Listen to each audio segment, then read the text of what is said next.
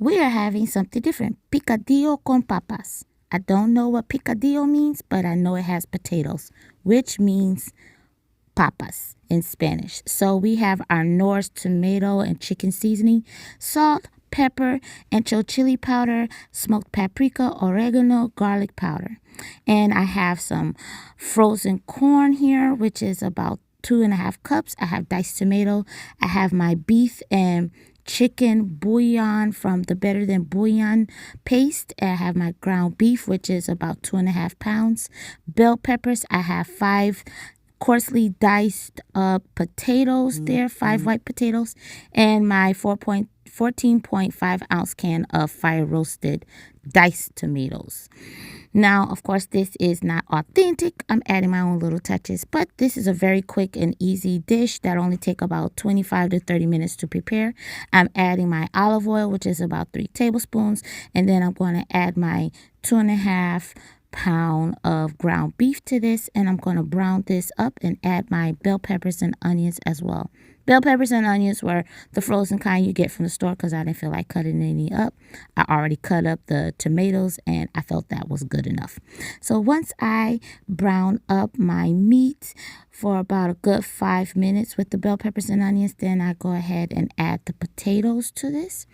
And this is all going to get cooked together for about 2 or 3 minutes. And then after I mix the potatoes and the ground beef and they cook down for 2 or 3 minutes, then I'm adding my seasonings and spices to this. And this is all going to get mixed together.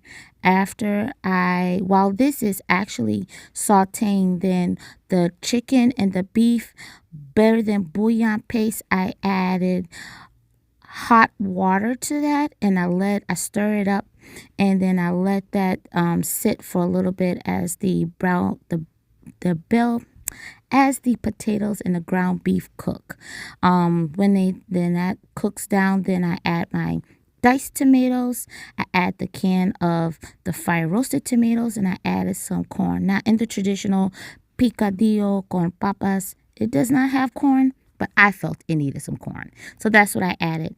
I poured my broth in already, which was not shown in the video, but that's where the extra juice came from. The beef and the chicken bouillon base that I used. And I added a pinch of salt because the tomatoes and the potatoes had pretty much absorbed a lot of the salt, so I added a pinch more salt to it for extra, flavor. That is up to you. I browned some tortillas that I had in the refrigerator. I got from the refrigerator section of the store. Instead of buying the kind that is already cooked, I figured I'd get the kind that will give it more of an authentic flair by frying it up or in a pan. No oil, just making sure I use a nonstick pan and letting the heat get to it. Cooking my tortillas on medium heat to get them nice and toasty. With this recipe, they usually add flour right near the end, the last 5 minutes. But I didn't want to add flour. I added cornstarch. So I used about 3 tablespoons of cornstarch with a little water and mixed it up and added to it so that the broth can thicken up with this. And this is what it looks like. It's like a stew almost, but it is so good and delicious. And I usually serve this with some Spanish rice, but because of the potatoes and the tortillas, I omitted the rice. At least for that night. I did cook rice the next night because the flavors had soaked through it and it was so delicious. This is good to have in a nice bowl. This is something really quick and simple to prepare when the fall months come, when you want to come in from school. Your kids come in from school and you want to prepare a quick dish. This one, picadillo con papas. So good, so delicious. Muchos cebollas, tomates, papas, carne, todos muy delicioso. Very delicious meal. So if you like this recipe, please click like, share, and subscribe. Leave a comment down below. I have some Spanish friends that likes to watch my videos as well. So let me know if I did pretty good with this dish.